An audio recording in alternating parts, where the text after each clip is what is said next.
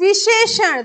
आज हम लोग विशेषण में देखेंगे परिणामवाचक विशेषण। हम लोगों को पता है कि विशेषण कितने प्रकार के होते हैं, गुणवाचक, संख्यावाचक, परिणामवाचक और सार्वनामिक विशेषण। लेकिन उदाहरण दिया जाता है तो हमें कंफ्यूजन होता है संख्यावाचक और परिणामवाचक विशेषण में।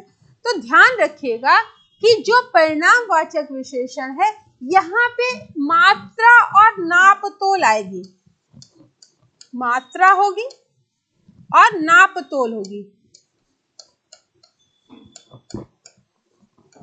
अब ये दो प्रकार के होते हैं, निश्चित परिणामवाचक और अनिश्चित परिणामवाचक विशेषण। निश्चित में निश्चित मात्रा और नाप तोल होती है, जबकि अनिश्चित में अनिश्चित मात्रा और नाप तोल होगी। अब यहाँ पे आप बोलेंगे कि मैम 2 किलो लिखा है, 1 लीटर लिखा है, 1 मन लिखा है, 1 तोला है, तो ये संख्यावाचक क्यों नहीं है? तो ये बेटा संख्यावाचक इसलिए नहीं होगी कि किलो में आपके कितने दाने हैं, क्या ये आटा काउंट कर सकते हो, लीटर काउंट कर सकते हो? तो जो लिक्विड वाली चीजें होंगी वो काउंट नहीं कर सकते हैं। ये किलो में आटा कितना है, चावल कितना है, कितने किलो गेहूं है, ये हम गिन नहीं पाएंगे। तो ये सारे परिणामवाचक में आएंगे, संख्या में नहीं आएंगे। 1 मन या 1 तोला, कहते हैं ना कि 1 तोला जो है वो दे दीजिए हींग या सोना लेने जाएंगे, तो क्या वो गिन सकते हैं आप? तो जो चीज हम गिन नहीं सकते तो ये किस में आ जाएगा? आपका परिणामवाचक में आ जाएगा। अब निश्चित परिणामवाचक में आपको पता होता है कि निश्चित मात्रा कितनी या नाप इसकी कितनी है। जैसे 2 किलो है तो निश्चित है कि भाई ये 2 किलो ही है। 1 लीटर हमने अगर दूध लिया है तो हमें पता है कि 1 लीटर दूध है। 1 मन हमने लिया है तो हमें पता है 1 है। 1 तोला हमने हींग ली है तो हमें पता है 1 तोला है। यहाँ पे क्या हो रहा है? अनिश्चित। जैसे थोड़ा सा आटा ले आओ, बहुत सारा अनाज रखा है हमारे पास, खूब खाओ, सर्वथा ऐसा करता है।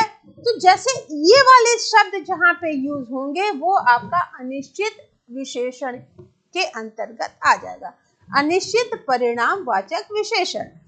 अब शब्द देख लीजिए, जैसे थोड़ा सा लिखा है, बहुत सारा लिखा है, खूब लिखा है, सर्वथा, बस, काफी है, इतना खाना काफी है, सब लोग खा लेंगे। केवल, केवल वही आया है, बड़ा, बिल्कुल, इतना, उतना, जितना, जितना लेना हो ले लो, इतना ही लेना। इतना ही लेना मतलब एक हमने बता दिया कि भैया इतना, लेकिन नाप नहीं पता हमको कितना है। अगर उसमें नाप होता कि 2 किलो लेना तो ये किस में आ जाता? निश्चित परिणामवाचक। लेकिन यहाँ पे क्या है? इतना ही लेना, उतना ही देना, तो ये क्या हो जाएगा? आपका अनिश्चित परिणामवाचक के अंतर्गत आ जाएगा। तो इस तरह की विशेषताएं जहां पे दिखेंगी वो आपका परिणामवाचक ही होगा।